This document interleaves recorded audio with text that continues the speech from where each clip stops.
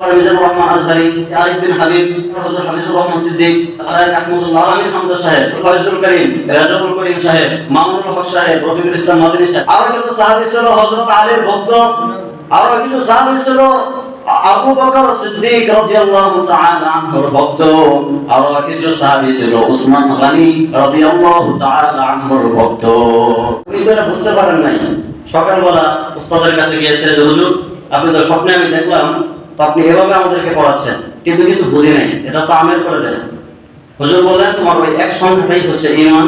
ঈমান নামক দৌলত যার থাকবে সে ছোট থেকে ছোট আমল করলেও সে আমলটা তার সংখ্যায় যুক্ত হয়ে যাবে। সুবহানাল্লাহ।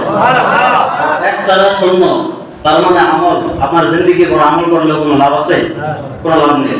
তো দেখেন ঈমান এত বড় একটি অপরিহার্য বিষয়। এরপর আল্লাহ তাআলা কোরআনটাকে শুরু করলেন কি শব্দ দ্বারা? ইকরা। কি শব্দ দ্বারা? ইকরা, পড়ো।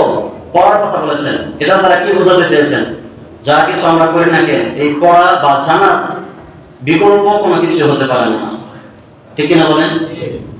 আউয়ালু মা ইউহাসাবু বিহিল আবদু ইয়াউমাল কিয়ামাতি সালাত। কিয়ামতের দিন সর্বপ্রথম কিসের হিসাব শুরু হবে? নামাজের। কিন্তু নামাজের হিসাবের আগে কিন্তু আরেকটা হিসাব আছে, সেটি হচ্ছে নামাজের আহকামাত, ইলম। তলবুল ইলমি ফরিদাতুন আলা কুল্লি মুসলিম। গোটা পৃথিবীর সমস্ত মুসলিম, সে নারী হতে পারে, পুরুষ হতে পারে, যদি মাজনুন না হয়, পাগল যদি না হয়, সুস্থ মস্তিষ্ক থাকলেই ওনার জন্যই ইলমে দ্বীনকে শিক্ষা করাটাকে ফরজ করেছেন কে? আল্লাহ। উনি যদি এই ইলমটুকু শিক্ষা না করে তাহলে কিন্তু নামাজের হিসাবের আগে উনি আটকে যাবেন। কারণ নামাজ পড়ার আগে নামাজ কিভাবে পড়বেন এটা শিক্ষাটাকে করা ফরজ করেছেন কে? আল্লাহ। আপনি হজ কিভাবে করতে হয় আপনি শিখেন নাই, আপনি 13 বার হজ করেছেন, কোনো ফায়দা আছে? আপনার কি করা লাগবে? হজ করাও ফরজ, হজের মাসআলা শিক্ষা করাটাও ফরজ, নামাজ পড়াও ফরজ, নামাজের আহকামাত শিক্ষা করাও ফরজ, ইবাদত যেটা করা নেকির কাজ সেটাও কি আমাদের শিক্ষা করে বুঝে এরপর আমাদের আমল করা লাগবে। একজন ব্যবসার কোনো কিছু বোঝে না, এখন আমি ব্যবসার কোনো কিছু ধরেন বুঝি না, এখন যদি আমি ব্যবসায় নেমে পড়ি পুঁজিবাটা থাকবে, আরেকজন ব্যবসা বুঝে সে লাভবান হতে পারবে, চিলে বলতে হবে, ঠিক কিনা?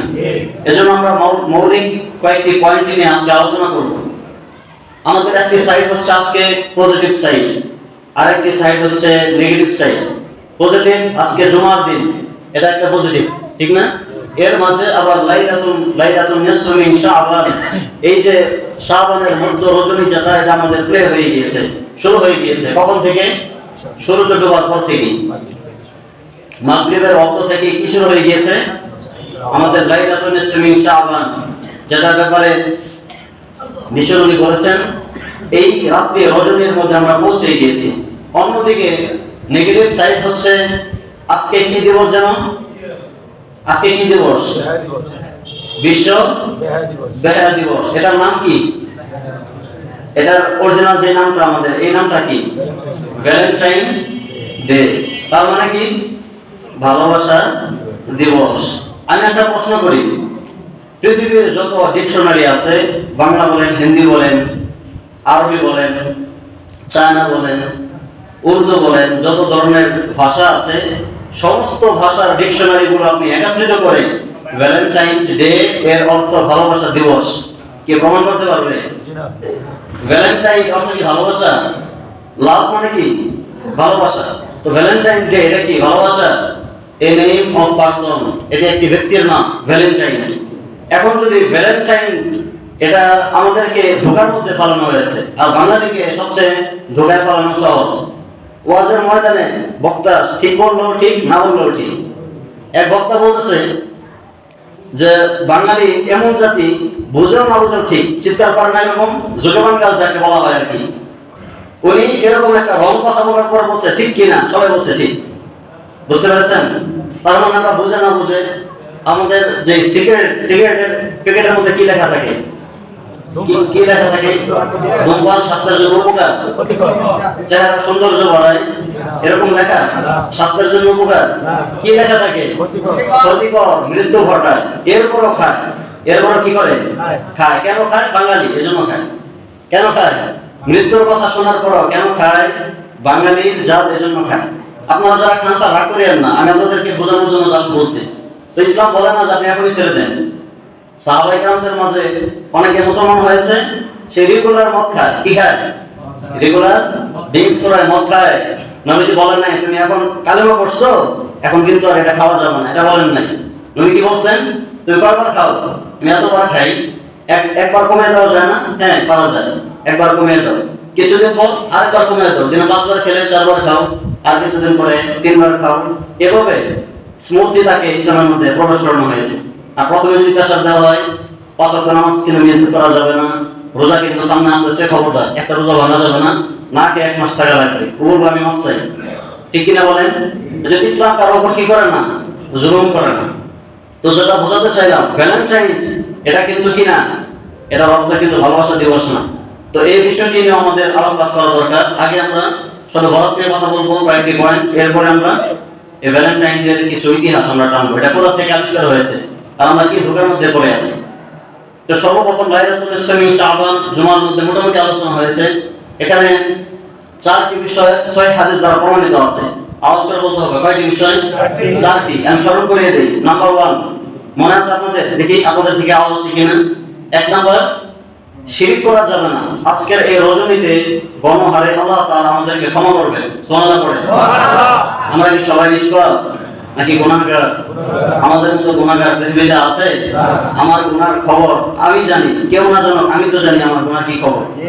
তো আমরা সকলেই গুনাহগার। ক্ষমা ছাড়া আমাদের কোনো উপায় আছে? কোনো উপায় নেই। নাম্বার 1, আমাদের যেটা করতে হবে, শিরকি যত আকীদা আমাদের মধ্যে আছে, আমলকে বরবাদ করে দেয়। 2টি ভাইরাস আছে। আজকাল বলেন কয়টি ভাইরাস? নাম্বার 1 হচ্ছে শিরক। নাম্বার 1 শিরক আমলকে বরবাদ করে দেয়। নাম্বার 2, নবীর সাথে গুস্তাখি করলে, ইসলামের সামনে গুস্তাখি করলে, ইসলামকে নিয়ে উপহাস করলে, হাসি ঠাট্টা করলে আমলটা বরবাদ হয়ে যায়। আমি নামাজ কন্টিনিউ করছি, এদিক দিয়ে শিরকে লিপ্ত আছে, আকীদার মধ্যে ভেজাল, আমার ইমানের আকীদার মধ্যে প্রচুর প্রবলেম রয়েছে। এই অবস্থায় যদি আমি কন্টিনিউ নামাজ পড়ে যাই, একদিকে নামাজ হচ্ছে, আরেকদিকে কি নামাজগুলো বাদ হয়ে যাচ্ছে। শিরক এটাকে যদি আমরা একটু সহজ ভাষায় বলি, এটাকে বাংলা ভাষায় বলতে হবে পরকীয়া। কি বলেন? পরকীয়া। পরকীয়া বুঝি আমরা একজন স্বামী ওয়াইফের উপর অধিকার রাখে, ঠিক কিনা বলেন? এই অধিকার যদি কোনো স্ত্রী অন্যজনের জন্য খাটাতে চায়, এটা কি বলে? এটাকে বলে কি? পরকীয়া। এটা এক ধরনের পরকীয়া, হচ্ছে শিরক। কারণ আল্লাহ তাআলা শিরক এটা আল্লাহ তাআলা বরদাস্ত করেন না। কারণ আমরা আল্লাহ তাআলা আমাদেরকে সৃষ্টি করেছেন, ওনার ইবাদতের জন্য আমাদেরকে বানিয়েছেন। আমরা যদি অন্য কারো ইবাদত করি, মাজারে সিজদা দেই, আল্লাহর গুণ সমূহের মধ্যে যদি এগুলো অন্য কাউকে মিলিয়ে ফেলি, এটা শিরক হয়ে যাবে। এটা কখনো বরদাস্ত করে? কেউ বরদাস্ত করবে? একজন স্বামী তার স্ত্রীকে বলল, তুমি আমাকে কেমন ভালোবাসো? স্ত্রী বলল, আপনাকে আমি অনেক ভালোবাসি। স্বামী বলল, একটু বর্ণনা দাও। বলে 24 ঘন্টা 23 ঘন্টা আমি আপনাকে ভালোবাসি। কয় ঘন্টা? 23 ঘন্টা। স্বামী তো অবাক, আরেক ঘন্টা কই রাখলাম? আরেক ঘন্টা আমি পার্সোনাল একজনের জন্য রেখেছি। স্বামী তো রেগে ফায়ার হয়ে গিয়েছে, খবরদার চলবে না। স্ত্রী বললেন, সমস্যা নেই, তাহলে আমি টাইম কমিয়ে দিলাম, 23 ঘন্টা 30 মিনিট তোমাকে ভালোবাসি, আর 30 মিনিট অন্য কারোর জন্য বরাদ্দ রেখেছি। স্বামী বলল, এটাও চলবে না, কি আবল তাবল বলা শুরু করেছো? স্ত্রী বললেন, না, তাহলে আরো সময় কমিয়ে দেই, 23 ঘন্টা 59 মিনিট তোমাকে জনমের মতো ভালোবাসি, জীবন দিয়ে দিব, একটা মিনিট আমি অন্য কাউকে দিতে চাই। আচ্ছা বলেন তো, স্বামীকে মেনে নেবে? স্বামী বলবে, খবরদার, ভুল করবি, ভুল করে ক্ষমা করে দিব, কিন্তু আমার যে অধিকার রয়েছে এটার মধ্যে অংশীদার পৃথিবীর কেউ হতে পারে না, ঠিক না? এজন্য আল্লাহ বলে, শিরক করবা না। ইয়াকা না'বুদু ওয়া ইয়াকা নাস্তাঈন। পাঁচ বেলার নামাজে দাঁড়িয়ে তুমি বলো, আমি আল্লাহ তোমাকে সিজদা করি, তোমার কাছে সাহায্য চাই। এটা আমাদের নামাজের ওয়াদা আছে না নাই? এমন মুসল্লি আছে নামাজেও সিজদা দেয়, মাজারে গিয়েও সিজদা দেয়। তার মানে আমরা 5 ওয়াক্ত নামাজে আল্লাহকে সিজদা দেই, বছরে একবার হলেও পীরের কাছে গিয়ে সিজদা দেয়, এ পরকীয়া করে, এটা আল্লাহ কখনো মেনে নিবে না, ঠিক না? শিরকের গুনাহ কখনো মাফ হয় না। তাহলে সবার মেয়ারাজ উপলক্ষে আমাদের 1 নম্বরে মেসেজ দিতে হবে, আমরা কখনো শিরক করব না।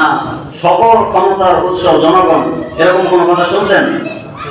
শুনেন নাই? সকল ক্ষমতার উৎস জনগণ, এটা কি সঠিক কথা? শিরকি কথা। এই কথার উপর যদি আমাদের আকীদা থাকে, ইমান শেষ। সকল ক্ষমতার উৎস কি জনগণ? না, এগুলো থেকে আমাদের বেরিয়ে আসতে হবে। এরপর সমাজে অনেক ধরনের শিরক রয়েছে, তবে এর মধ্যে সবচেয়ে ছোট শিরক হচ্ছে রিয়া, যেটা মানুষকে দেখানোর জন্য নামাজ পড়ি, মানুষকে দেখানোর জন্য নামাজ পড়ি বা কোনো ইবাদত করি। ফাওয়াইলুল লিল মুসাল্লিন, আল্লাহ তাআলা বলেছেন ওয়াইল নামক জাহান্নাম আমি আল্লাহ নির্মাণ করেছি মুসল্লিদের জন্য। কথাটা একটু অন্যরকম লাগে না? মুসল্লি এর জন্য নাকি আল্লাহ জাহান্নাম বানাইছেন। ফাওয়াইলুল লিল মুসাল্লিন, আমি আল্লাহ মুসল্লিদের জন্য ওয়াইল নামক জাহান্নাম নির্মাণ করেছি। বড় নাউজুবিল্লাহ। এই মুসল্লি কারা? যে মুসল্লিদের জন্য জাহান্নাম নির্মাণ করা হয়েছে, যে মুসল্লিগুলো নামাজ পড়েছে মানুষকে দেখানোর জন্য, তার মানে নামাজের মধ্যেও শিরক ঢুকে গিয়েছে, ঠিক না? তাহলে এক নম্বর শিক্ষা কি আজকে আমরা নিলাম? শিরক মুক্ত আমাদের ইবাদত লাগবে। সবাই বলেন শিরক মুক্ত ইবাদত লাগবে, কখনো কোনো শিরকের মধ্যে পা রাখা যাবে না। দুই নম্বর, আজকের দিনে ক্ষমা পাবে সবাই। দুই নম্বর, ক্ষমা সে পাবে না মুশাহিদ। এটা হচ্ছে রিয়া হাসাদ যাদের মধ্যে থাকে। মুশাহিদ কাকে বলে? যার মধ্যে হিংসা, বিদ্বেষ, রিয়া, হাসাদ যাদের মধ্যে রয়েছে। আমরা একজনের ভালো আরেকজন সহ্য করতে পারি না। আল্লাহর হস্তে আমি এটা অনুরোধ করবো, যদি এরকম কোনো রূপ থেকে থাকে সেগুলো যাতে আমরা মুছে ফেলি। রিয়া হাসাদ, হাদিসের মধ্যে এসেছে এই রিয়া হাসাদ আমলকে এমন ভাবে ধ্বংস করে দেয় যেমন একটা আগুন কাঠের লাকড়িকে করে সারকার করে দেয়। তাহলে আমরা যে ইবাদত করছি এগুলো কোনো কাজে আসবে? এর জন্য রিয়া হাসাদ এগুলো যদি আমাদের মাঝে না থাকে, আমরা সবসময় নিজের উপর অন্যকে প্রাধান্য দেবো, এটা বলা যাবে? আর এটা যদি আমরা করতে পারি তাহলে আমাদের সমাজটা সুশৃঙ্খল সমাজে পরিণত হয়ে যাবে। আমাদের ফ্যামিলিগুলো এক একটা জান্নাতি ফ্যামিলি হয়ে যাবে। সুবহানাল্লাহ। সাহাবায়ে কেরাম ছিলেন এমন, জিহাদের ময়দানে যুদ্ধ করছেন, এমন সময় একজন মুজাহিদ সে পানি পিপাসার্ত হয়ে চিৎকার করে বলেছে আমাকে একটু পানি দাও। একজন সাহাবী পানি নিয়ে আসলেন, যখন পানি পান করবে ঠিক এমন সময় আরেকজন মুজাহিদ সাহাবী সে চিৎকার মেরেছে আমার পানি পিপাসা লেগেছে। সে বলে আমাকে পানি দেওয়া লাগবে না, আমার ভাইয়ের মুখে তুমি আগে পানি দাও। সবাই তো পিপাসার্ত, ওনার কাছে যাওয়ার পর আরেকজন দেখে পানি পিপাসার্ত, সে তাকে দেখে বলে আমার লাগবে না, আমার ভাইকে আগে দাও। তার কাছে যেতে যেতে সে ইন্তেকাল করে ফেলেছে। সে ফিরে এসে দেখে পূর্বের দুইজন চিৎপটাং হয়ে পড়ে আছে। সুবহানাল্লাহ পড়ে। তারা নিজের উপর অন্যকে কি করতো? প্রাধান্য দিত। দুনিয়াটা তো কিচ্ছু না, আমরা যা কিছু করি আখিরাতের উদ্দেশ্যে যদি আমরা করি, এটা বলা যাবে? তাহলে দুই নম্বর, আমরা নিজেকে অন্যের উপর প্রাধান্য দিব। এটা করলে হিংসা আমাদের থেকে দূর করে দেবে একজন, তিনি কে? ছাগলের মাথায় এসেছে হাদিয়া সাহাবীর ঘরে, উনি কি করেছে? পাশের ঘরে কি খায় না খায় এই চিন্তা করে পাঠিয়ে দিয়েছে। সে আবার একই চিন্তা করেছে আমার বাড়ি তো মোটামুটি আছে, পাশের বাড়িতে কি খায় ওই বাড়ি পাঠিয়ে দিয়েছে। এইভাবে পুরো সমাজ ঘুরে যে প্রথম পাঠিয়েছে ওনার বাড়িতে আবার চলে আসছে। এই হলো তাদের সহানুভূতি, এই হলো তাদের মানবতা। আর আমাদের মধ্যে কি এই মানবতা গুলো আছে? আমরা একজন মুসলিম আর একজন মুসলিমের সাথে বসতে পারি না। আর বাংলাদেশের সবচেয়ে বড় যে মহামারী সেটা হচ্ছে এক আলেম আর এক আলেমের সাথে আমরা বসতে পারি না। আমাদের বাস্তবিক আমি একটা উদাহরণ দিই। আমাদের দেশে পপুলার যত ওলামায়ে কেরাম আছেন, ফেমাস যাদেরকে আমরা চিনি, নাম আসতে পারে মিজানুর রহমান আজহারি, নাম আসতে পারে মুফতি আরিফ বিন হাবিব, নাম আসতে পারে কুয়াকাটার হুজুর হাফিজুর রহমান সিদ্দিক। আর কার কয়েকটা নাম বলেন তো? আহমদুল্লাহ সাহেব, আহমদুল্লাহ। আরো কয়েকটা নাম বলেন। জি, আমির হামজা সাহেব। এরপরে চরমনের হুজুর ফয়জুল করিম, রাজাউল করিম সাহেব, মামুনুল হক সাহেব, রফিকুল ইসলাম মাদানী সাহেব। এই যে পপুলার, এটা কিন্তু সমাজের বাস্তবতা। সমাজের কিছু কিছু মানুষ আল্লামা মামুনুল হক সাহেবকে ভালোবাসেন, ঠিক না? এরা কিন্তু ভক্ত, এর আওয়াজ বেশি শোনে, এটা বাস্তবতা কিনা? এরপর অনেকে আছে রাজাউল করিম সাহেব চরমনাই, ওনার আলোচনা স্মৃতি মধুর ভাবে শোনে, এত মনোযোগ দিয়ে শোনে, সবসময় ওনার ফোনে বাজতেই থাকে। আবার আজহারের আলোচনা অনেকে শোনে। এই যে একটা সিস্টেম, এটা অনেকে মনে করে যে নেগেটিভ সাইড, কিন্তু না, এটা কিন্তু একটা পজিটিভ সাইড। কিন্তু বলবেন হুজুর এক একজন এক এক দিকে ধাবিত, এটাও পজিটিভ সাইড। কারণ সাহাবীদের মধ্যে এমন ছিল কিছু কিছু সাধারণ সাহাবী সাইয়েদনা ওমর ইবনে খাত্তাবের ভক্ত ছিল, বুঝতে পেরেছেন? আরো কিছু সাহাবী ছিল হযরত আলীর ভক্ত, আরো কিছু সাহাবী ছিল আবু বকর সিদ্দিক রাদিয়াল্লাহু তাআলা আনহুর ভক্ত, আরো কিছু সাহাবী ছিল উসমান গনি রাদিয়াল্লাহু তাআলা আনহুর ভক্ত। কিন্তু সমস্যাটা কোন জায়গায়? তারা এই ভক্তকে সূচনা করে কিলাকিলি করতো না। তারা কি করতো না? ভক্তকে কেন্দ্র করে কি করতো না, কিন্তু আমরা কি করি, কিলাকিলি করি। একজনের ভক্ত হওয়ার কারণে আরেকজনকে দেখতে পারি না। এটা যাতে না হয়, আমরা সকলকে এক নজরে দেখবো। আমরা এক চোখ দিয়ে দেখবো মানুষের গুণ, আরেক চোখ দিয়ে নিজের দোষগুলো দেখবো। মানুষের দোষকে যাতে আমরা কখনো আগে না দেখি, এটা করা যাবে? বিশ্বনবীর মতো ওনার যে আদর্শ ছিল, উনি বসে আছেন, এমন সময় একটা ইহুদির লাশ যাচ্ছে। কার লাশ? ইহুদির লাশ। আমরা হিন্দুদের লাশ দেখলে কি খুব শ্রদ্ধা করি?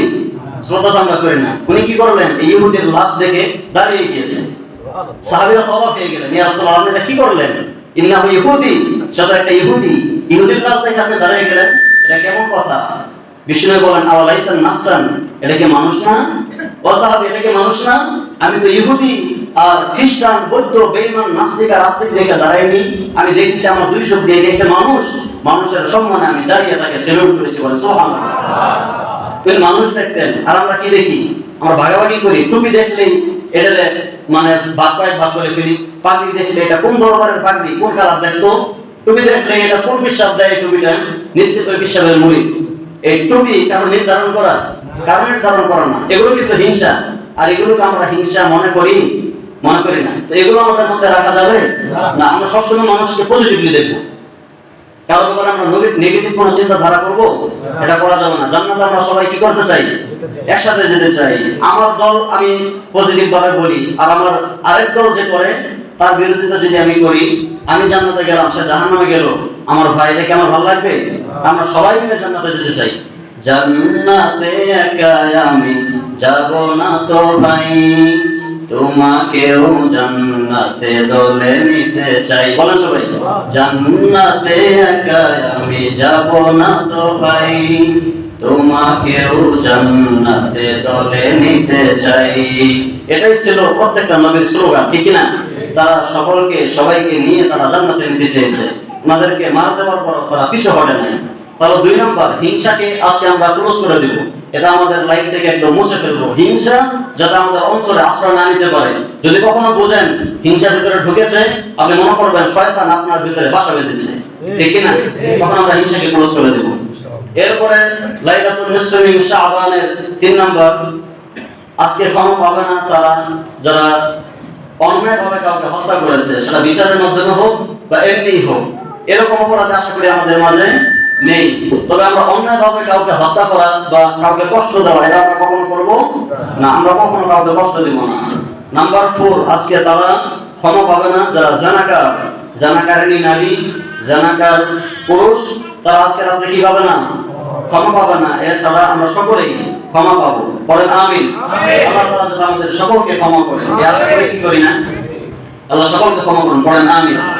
এখন আসেন এই লাইলাতুল নিসফি মিন শাবান, এটা আমি বলেছিলাম যে 3টি দল। এক দল বলে লাইলাতুল নিসফি মিন শাবান বলতে কিছু নেই, আরেক দল বলে এটা মধ্যম পন্থা, আরেক দল আছে এটাকে মর্যাদা বাড়াতে লাইলাতুল কদরকে ছাপিয়ে যায়। এটাও কিন্তু ঠিক না। লা তুকদ্দিমু বাইনা ইয়াদাইল্লাহি ওয়া রাসূলি, আল্লাহ এবং আল্লাহর রাসূলের পক্ষ থেকে যতটুকু সম্মান নির্ধারণ করে দেওয়া হয়েছে, এর থেকে আগে একটুও বাড়ানো যাবে না। আপনারা জানলে অবাক হবেন, সাহাবীদের মাঝে ওই যে বললাম এক একজন সাহাবী ভক্ত ছিল। সাইয়েদনা আলী রাদিয়াল্লাহু তাআলা আনহু ভক্তদের মাঝে কিছু ছিল অতি ভক্তি হতে হতে এরা শিয়ায় পরিণত হয়ে গেছে। শিয়া আছে না, শিয়া গোষ্ঠী, এরা আগে কিন্তু ভক্ত ছিল, এরা কিন্তু ছিল মুসলিম, এরা কিন্তু নবীর সাহাবী ছিল। এরপর এরা বিশ্বনবী বলেছেন যে আমার উম্মতের যে 73 দলের আরেকটু 73 দল, যে আরেকটু 73, আচ্ছা হ্যাঁ ঠিক আছে 73 যে দল, 73, আচ্ছা এখন হবে না আব্দুল্লাহ ভাই, বেশি কাছে গেলে আবার ধরে গেলে ঠিক হয়ে যায়। আচ্ছা, 73 দলের এক কাতার জাহান্নামী দল হচ্ছে শিয়া। এক কাতার জাহান্নামী দল কারা? শিয়া। এই শিয়ারা কিন্তু সাহাবী ছিল। শিয়ারা কি ছিল? সাহাবী ছিল। হযরত আলী রাদিয়াল্লাহু তাআলা আনহুর খাস ভক্ত ছিল।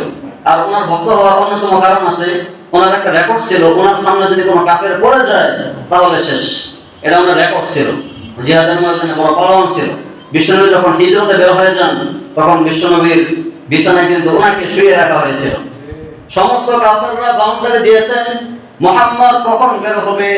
লম্বা কথা, বিশ্বনবীকে আল্লাহ তাআলা কুদরতিভাবে বের করে দিয়েছেন। যখন ইবলিস এসে বলল তোমরা দাঁড়িয়ে আছো, মুহাম্মদ তো বের হয়ে গিয়েছে, তখন তারা বিশ্বাস করে না। তুমি বলো কি, আমাদের চোখের সামনে আমরা কি দেখবো না? তারা তল্লাশির জন্য ভিতরে ঢুকে পড়েছে। তন্ন তন্ন করে পুরো এরিয়াটা খোঁজাখুঁজি করার পর দেখে বিশ্বনবীর বেডের মধ্যে কে যেন একদম নিশ্চিন্তে আরামে শুয়ে আছে। এরা তো অবাক, আমরা খোঁজাখুঁজি করে হয়রান যে আসামি সে শুয়ে ঘুম পাচ্ছে। তারা তো অবাক হয়ে গেল। আবু জাহেল বলে তোমরা কোথায় ছোটাছুটি করছো? মুহাম্মদ তো এখানে শুয়ে আছে। সেখানে গিয়ে চাদরটা টান দিয়ে দেখে হযরত আলী, আলীর চেহারা দেখে অস্ত্র সবাই ফালিয়ে সবাই দৌড়। সুবহানাল্লাহ পড়ে। তার চেহারা দেখে সবাই ভয়ে শেষ হয়ে গিয়েছে। এতগুলো কাফের ছিল, চেহারা দেখে সবকিছু হারিয়ে যেত। এরকম পালোয়ান ছিল। এই পালোয়ানের কারণে অনেক ভক্ত ছিল, ভক্তবৃন্দের মধ্যে তারা বেশি ভক্তি করতে করতে নবীর উপর ওনাকে নিয়ে ফেলেছে। নাউজুবিল্লাহ পড়ে। এশিয়ারা বলে যে জিবরাইল আসছিল আলীর কাছে নবুয়ত নিতে, গোলাম মুহাম্মদের কাছে চলে গিয়েছে। নাউজুবিল্লাহ পড়ে। তো অতি ভক্তি, এরাও কিন্তু কোনো কিছু, আপনারা ধরেন কোন হুজুরকে সম্মান দিতে দিতে আপনি বলে ফেললেন মনে হয় নবীর থেকে কম না। নাউজুবিল্লাহ। এই পর্যায়ে গেলে কি ঈমান আছে? না। মাপকাঠি যতটুকু ইসলাম দিয়েছে এর থেকে আমরা আগে কিছু করতে চাই না। হাদিস দ্বারা প্রমাণিত সবে বরাতটাকে আমরা এতটুকু মর্যাদা দিতে পারি, লাইলাতুল কদরের পরে স্থান দেওয়া যায়। লাইলাতুল কদর, ইন্না আনজালনাহু ফি লাইলাতুল কদর, যে কদরের রাত্রিতে আল্লাহ তাআলা কোরআনে নাযিল করেছেন, রমাদান মুবারক আমরা এটাকে পাবো। এই লাইলাতুল কদরের পরে স্থান দেওয়া যায় শবে বরাত। এটা যদি আমরা লাইলাতুল কদরের পর্যায়ে না নিয়ে যাই, আবার অনেকে বলে যে শবে বরাত বলতে কিছু নেই, এদিকেও আমরা এই পক্ষেও না, কারণ সহিহ হাদিসে প্রমাণিত আছে। এজন্য আমরা সারাসারি বা বেশি বাড়াবাড়ি মধ্যম পন্থা আমরা অবলম্বন করবো। পারা যাবে ইনশাআল্লাহ। এখন কিছু শিরক রয়েছে, কিছু ভুল কথা রয়েছে। আগামী মাসে, আগামী বছরে বন্টন করা হয়, হায়াতের বন্টন, রিজিকের বন্টন, এগুলো হাদিস দ্বারা প্রমাণিত না। তারপরে আছে হালুয়া রুটি।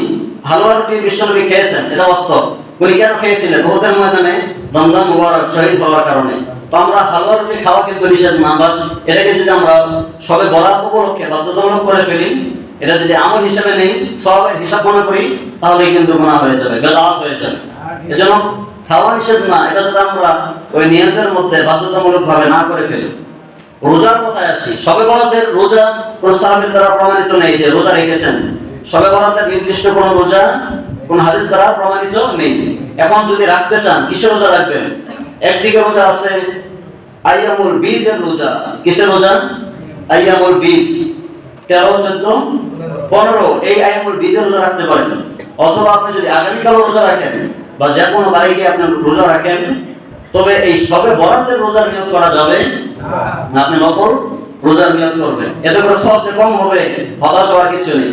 নাকি সবে বরাত থেকে আমি মাহরুম হয়ে গেলাম, না। মূলত লাইলাতুন নিসফ মিন শাবান, আপনি হাদিসের কথাটাকে একটু খেয়াল করেন। লাইলাতুন নিসফ মিন শাবান, বিশ্বনবী বলেছেন যে শাবানের মধ্য রজনী, রজনী মানে রাত, রাতের কথা বলা হয়েছে। রাতে কি রোজা রাখেন? রাতের ফজিলতের কথা বলা হয়েছে, দিনের ফজিলত না। তাছাড়া শাবান মাসে তো রোজার ফজিলত এমনিতেই আছে। বিশ্বনবী সবচেয়ে বেশি রমজানের পরে শাবান মাসে রোজা রাখতেন। আপনি এই হিসাবে রাখবেন, আয়ামুল বীজ হিসাবে রাখবেন, সপ্তাহে সোমবার ও বৃহস্পতিবার হিসাবে রাখবেন।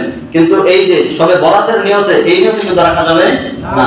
আবার আমরা অনেকে আরেকটা ভুল করি, নামাজের সময় নিয়ত করি সবে বরাতের 2 রাকাত নামাজ, আল্লাহু আকবার। এটা বলা পছন্দ কখনো কেউ এরকম আছে না? এটা করা যাবে না। সবে বরাতের কিন্তু নির্দিষ্ট নামাজ নেই। আমরা নামাজের নিয়ত করব, নফল নামাজের নিয়ত করব, করা যাবে নফল নামাজের নিয়ত। এরপর আতশবাজি, বিভিন্ন ধরনের লাইটিং, ঝিলিক বাতি, এগুলো কিন্তু বেদাত। এগুলো যাতে আমরা কখনো না করি। আর এই মেসেজগুলো আমরা মামুনদের কাছে পৌঁছে দেবো, পারা যাবে ইনশাআল্লাহ। এটা হচ্ছে সবে বরাতের বিষয় গেল। এরপর আজকে ভ্যালেন্টাইন, এটা কোথা থেকে এসেছে? এটা আমাদের ইকুই করা দরকার, রিহার্সাল করা দরকার। ভ্যালেন্টাইন ডে মানে ভালোবাসা দিবস। আচ্ছা, ভালোবাসা দিবস কার লাগে বলেন? ভালোবাসা দিবস কার লাগে? একটা প্রাণী আছে যে প্রাণীর ভালোবাসা লাগে, সে প্রাণী দিবস লাগে। সে প্রাণীটার নাম কি বলেন তো? কুকুর। সে প্রাণীটার নাম কি? পৃথিবীতে সমস্ত মাখলুক, দেখেন আল্লাহ তাআলা আমাদের সৃষ্টির কি একটা সিস্টেম করেছে। পৃথিবীর সমস্ত মাখলুকের ভাষা কিন্তু সেম, কিন্তু মানুষের ভাষা কিন্তু সেম না। এক জেলা থেকে আরেক জেলা যাবেন, দেখবেন ভাষার মধ্যে ডিফারেন্স। পাকিস্তানের মানুষ এক ভাষায় কথা বলে, বাঙালি আরেক ভাষায় কথা বলে, ইন্ডিয়ানরা আরেক ভাষায় কথা বলে, কিন্তু বাঙালি কুকুর বলে কেউ কেউ, ইন্ডিয়ান কুকুর বলে মেও মেও, এরকম আছে কথা বলেন। সৌদি আরবের কুকুর কি বলে? আরেক ভাষা। পৃথিবীর সকল কুকুরের একই ভাষা। তারপর পৃথিবীর দুয়ের পাখির ভাষা দেখবেন, পৃথিবীর যে কোনো প্রান্তরে যান না কেন ভাষার কোনো পার্থক্য নেই। আপনি গরুর ভাষার কোনো পার্থক্য নেই, পৃথিবীর কোনো পশু পাখির ভাষার কোনো পার্থক্য নেই। আল্লাহ তাআলাই বলে দিয়েছে, আমি আল্লাহ তোমাদের মাঝে বিভিন্ন ভাষা দান করেছি। আল্লাহ আমাদেরকে ভাষা শিখিয়েছেন। আর রহমান আল্লামাল কোরআন, খালাকাল ইনসান আল্লামাহুল বায়ান। বায়ানের অর্থ হচ্ছে কথা বলা। বয়ানের অর্থ কি? কথা বলা। আমি আল্লাহ তোমাদেরকে ভাষা শিখিয়ে দিয়েছি, বলেন সুবহানাল্লাহ। পৃথিবীর কোন প্রাণীদেরকে আল্লাহ ভাষা শিখাতেন নাই। ভ্যালেন্টাইন এর একজন ব্যক্তির নাম ছিল, জোরে বলেন কিসের নাম? ব্যক্তির নাম। ঈসা আলাইহিস সালামের ঈসা সনের 299 সনে একজন রোম দেশের একজন বড় বাদশা ছিল, ওনার নাম ছিল ক্লাডিয়াস। কি? ক্লাডিয়াস একজন বাদশা ছিল, উনি ছিল ইসলাম পরিপন্থী। কি ছিল? ইসলামের পক্ষে ছিল না। ক্লাডিয়াস উনি তো অনেক বাদশা, বড় বাদশা, যুদ্ধ করার লাগে তিনি একবার চিন্তা করলেন, আমার যুদ্ধের বাহিনীদের সাথে আমি একটু কথা বলতে চাই, আমার যে যুদ্ধের বাহিনী পাঠাবো তাদেরকে আমি একটু ভেরিফাই করতে চাই, কেমন কার ক্ষমতা একটু যাচাই করতে চাই। সকলকে ডাকলেন। উনি যখন দেখলেন কার কেমন শক্তি, শক্তি পরীক্ষা করতে গিয়ে দেখলেন যারা সিঙ্গেল বয় এদের গায়ে বড় শক্তি, আর যারা ম্যারিড হয়ে গিয়েছে, যারা সিঙ্গেল নন সিঙ্গেল এদের শক্তি অনেক কম। সিঙ্গেলদের শক্তি বেশি না? ওই দেখলেন যারা বিয়ে করেছে এদের শক্তি কম, আর যারা বিয়ে করে নাই সিঙ্গেল বয় যারা আছে এদের গায়ে শক্তি বেশি। ওনার শক্তির দিকে লোভ পড়ে গিয়েছে, কারণ শক্তি দেওয়ার ক্ষমতা একজন, তিনি কে? যুদ্ধ বিজয় করার মালিক কে? ওনার তো বিশ্বাসটা নেই। উনি ইসলামের সুন্দর একটি বিধান, বিয়েটাকে ওনার রাজ্যে উনি অফ করে দিয়েছে। কত বড় জালেম! উনি বললেন আমার রাজ্যে কোনো বিয়ে চলবে না। আজকে যেমন সিঙ্গেলরা শক্তিতে বিজয় হয়েছে, আমি আমার রাজ্যের বিজয় চাই, সুতরাং আমার রাজ্যে বিয়েটাকে আমি নিষেধ করে দিলাম। আইন পাস করে ফেললেন বিয়ে নিষেধ। কিন্তু ঈসা আলাইহিস সালামের একজন উম্মত, ধর্মীয় একজন পণ্ডিত, একজন বুজুর্গ ছিল, ওনার নাম ছিল ভ্যালেন্টাইন। আওয়াজ করে বলেন ওনার নাম কি? উনি প্রতিবাদে দাঁড়িয়ে গেলেন, আপনি বাদশা হতে পারেন কিন্তু আপনার এই কথা আমরা মানব না। ঠিক না? কারণ বিয়ে ছাড়া মানুষ ভালো থাকতে পারে? কথা বলেন। চরিত্র হেফাজতের জন্য বিয়েটাকে দান করেছেন কে? বিয়ে ছাড়া কেউ ভালো থাকতে পারে না। কারণ পৃথিবীর মহামানব, শ্রেষ্ঠ মানব বিশ্ব নবীও কিন্তু বিয়ে করেছেন। পৃথিবীর সব নবীদের একটা সুন্নত হচ্ছে বিবাহ। ঠিক না? উনি প্রতিবাদে দাঁড়িয়ে গেলেন, বললেন না বাদশা, আপনার এই কথাটা আমি একমত হতে পারলাম না। উনি নিজের মতো করে কিছু মানুষদেরকে নিয়ে আন্দোলন শুরু করে দিলেন। বিয়ের পক্ষে কি করলেন? আন্দোলন শুরু করে দিলেন। রাষ্ট্রপ্রধান ওনার বিরুদ্ধে যাওয়ার কারণে ওনাকে জেলখানার লকআপে ঢুকিয়ে দিয়েছে। জেলখানার ভিতরে ঢুকিয়ে দিলেন। আওয়াজটা তো করো, ভিতরে গিয়ে করো, এরকম আছে না নাই? ইসলামের কথা বলতে জেলখানায় ঢুকিয়ে দেয়। বিয়ের পক্ষে কথা বলার কারণে ক্লাডিয়াস তাকে ভিতরে ঢুকিয়ে ফেললো।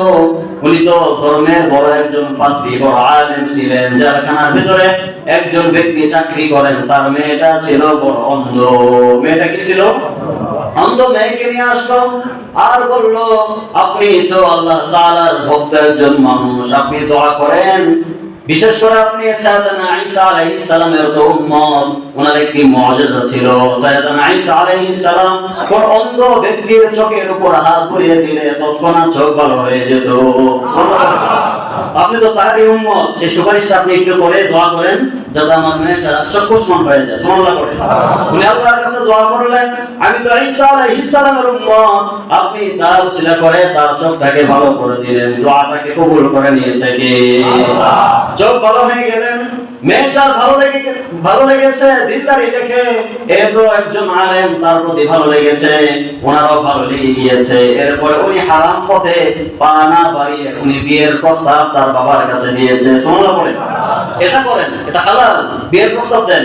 সাইয়েদনা আলী রাদিয়াল্লাহু তাআলা আনহু উনি কিন্তু নিজেই মা ফাতিমা রাদিয়াল্লাহু তাআলা আনহার বিয়ের প্রস্তাব নবীর সামনে দিয়েছিলেন। সুবহানাল্লাহ পড়ে।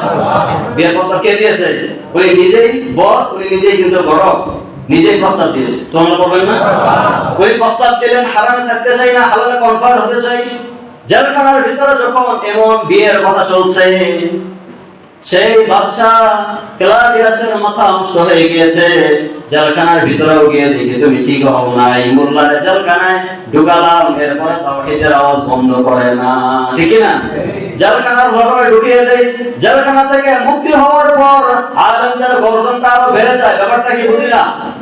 সাইয়েদনা বেলালকে যতই শাস্তি দেই তত তাওহীদের আওয়াজটা ভেসে আসে, কারণ ওই ব্যক্তিটা আল্লাহর জন্য কুরবানির মধ্যে বড় শান্তি পায়, ঠিক না? উনি বিবাহের প্রতিবাদ উনি ভয়ে কাবু হয়ে যাননি, নিজেই বিয়ের প্রস্তাব সেখানে দিয়েছেন। এটা শোনার পর ফাঁসির কথা বলা হলো, তুমি কি এটা থেকে আলাদা হবা নাকি বিয়ের উপর অটল থাকবা? উনি বললেন আমি বৈধ বিয়ে থেকে আমি একবার এক চূর্ণ সরব না। বিয়ের ফয়সালা করা হলো। বিয়ের কথা যখন উনি বললেন, তাকে ফাঁসির কথা বলা হলো। অস্কার বলেন কিসের? ফাঁসি দিয়ে দেওয়া হবে। যেদিন ফাঁসি দেওয়া হয়েছে ওই দিনটা ছিল 14 ফেব্রুয়ারি। অস্কার বলেন কি? এই দিনটাই ছিল ওই দিন যেই দিন ওনাকে ফাঁসি দেওয়া হয়েছে। এবং ওই দিন উনি একটি চিঠি লিখেছিল। ওই মেয়েটির নাম ছিল জুলিয়া। মেয়েটির নাম কি? জুলিয়ার জন্য একটি চিঠি লিখেছিল যে ইউর লাভ ভ্যালেন্টাইন। উনি এই চিঠিটা লিখেছেন যেই দিন, ওই দিন ওনার ফাঁসি হয়েছে। ওই দিনটা ছিল কি? এই 14 ফেব্রুয়ারি। এটা তো হালাল সূচনা ছিল। কিসের সূচনা? হালাল সূচনা ছিল। এটা কিন্তু খারাপ সূচনা ছিল না। এখন কি এটা হালালের মধ্যে আছে না হারামের মধ্যে ঢুকে গিয়েছে? হারামে পরিণত করা দুঃসাহস তোমাকে কে দিয়েছে, ঠিক না? বাংলাদেশে এটা কিভাবে ঢুকেছিল? বাংলাদেশে ঢুকেছে 1993 সালে। ডক্টর শফিক বাংলাদেশে প্রথম এটা চালু করলেন। ভ্যালেন্টাইন ডে এরকম ভাবে উনি প্রচার শুরু করলেন, ভালোবাসা দিবসের কথা বললেন। তাকে বলা হলো কি ব্যাপার, এই সংস্কৃতি তো বাংলাদেশে কখনো দেখি নাই, তুমি এটা কোন দিবসের কথা বলো? ডাক্তার শফিক বললেন আমি গোটা বিশ্বের অনেক রাষ্ট্র ঘুরেছি, আমেরিকা রাশিয়াতে ঘুরেছি, পৃথিবীর উন্নত অনেক রাষ্ট্রে কান্ট্রিতে দেখেছি এই দিবসটি ধুমধাম পালন হয়। এটার জন্য বাংলাদেশে আমি চালু করতে চাই, কিন্তু আমরা বলতে চাই এই বাংলাদেশে এটা আমরা কখনো মেনে নিতে পারি না। চিল্লে বলেন ঠিক না? কারণ আমেরিকা রাশিয়া এমন রাষ্ট্র যেই রাষ্ট্রে মায়ের পরিচয় চলে, বাবার কোনো পরিচয় নাই। চিল্লে বলেন ঠিক না? বাবা